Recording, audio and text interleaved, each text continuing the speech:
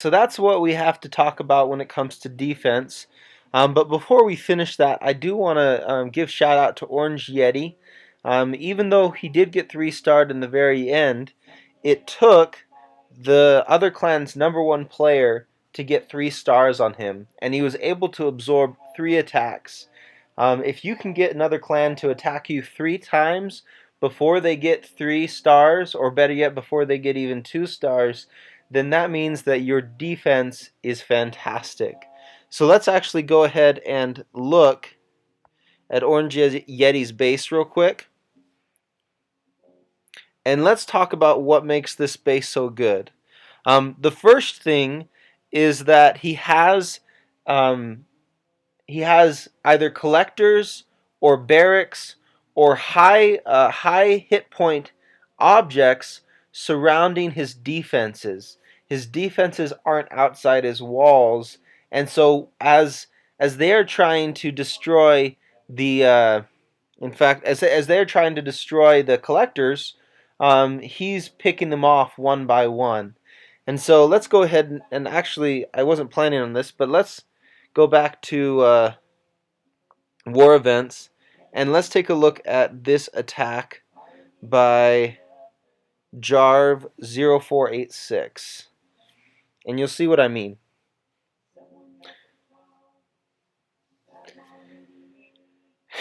So they send the balloons to take out the splash damage, but because they didn't clear the can castle troops, they're gonna get crushed. So remember, take out the clan castle troops. It's so important.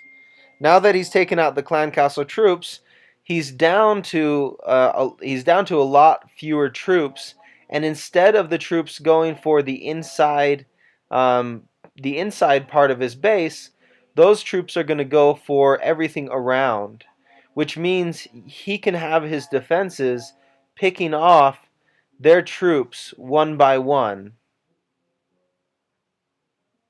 So as they're trying to take out the collectors, he's definitely, going to win this one. Probably the best that they're going to get is 50%, because they're just taking out one by one the outside collectors, and they're not going to get inside of his base.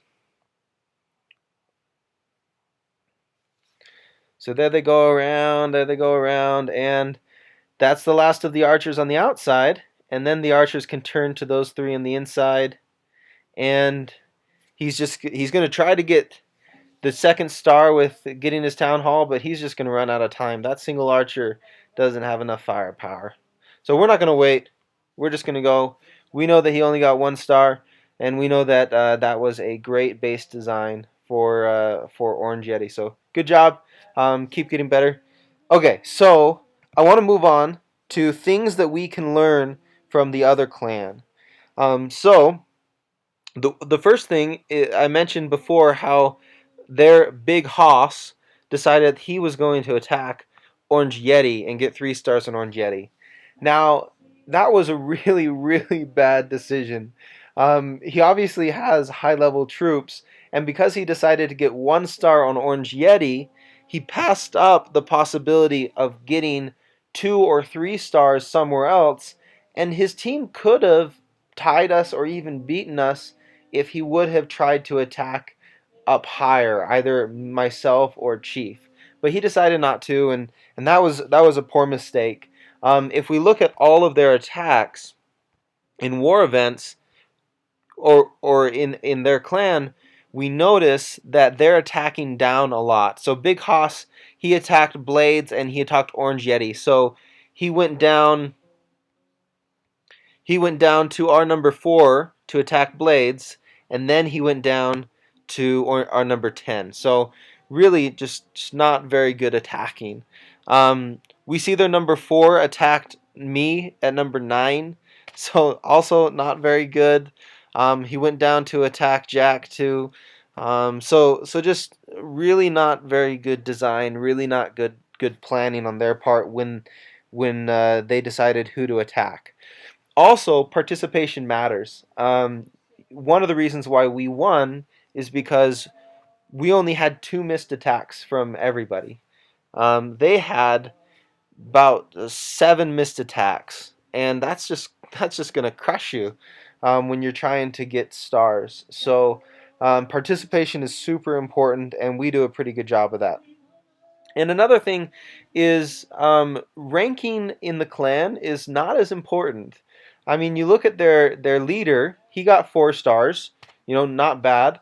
But their co-leaders didn't do very well, and particularly the co-leaders that decided to attack way down. I mean, just because you're a level 81 co-leader, why are you attacking a level a number 9 level 44? That's just silly. So I being ranked high in a clan means nothing. What's important is that you take the opportunities to attack when you get them, and you learn from your mistakes, and you get better as time goes on. Um, so what can we learn from our clan? So this is our clan right here. Well, one thing that we can learn is that we participate at a high level. We trust each other enough that we have high level players attacking high level players, and we have our low level players doing a pretty good job on the low level attacking. Now in this clan we did struggle a little bit. I only got 2 stars. MS Talk got 1. Orange Yeti struggled in his attacks, and so he got 0. But we do a good job of supporting each other. So when one of us has a poor attack, someone else steps up and gets the star. So when Orange Yeti didn't get the star on Jarv, he was backed up by me. I got 1 star, and then I was backed up by Quack Duck, and he got 3 stars. So those are some observations about our clan.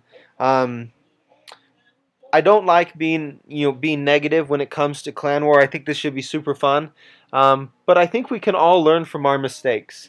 I think I can learn from my 2 failed attacks. I had those 2 stars, which I could definitely do better than that. I think Orange Yeti and MS Talk and Jack, we can all learn from our failed attacks. We can get better this next clan war. And one thing that we can do is don't be afraid to ask other people how they would attack a particular base. We all know what each other has when it comes to troops.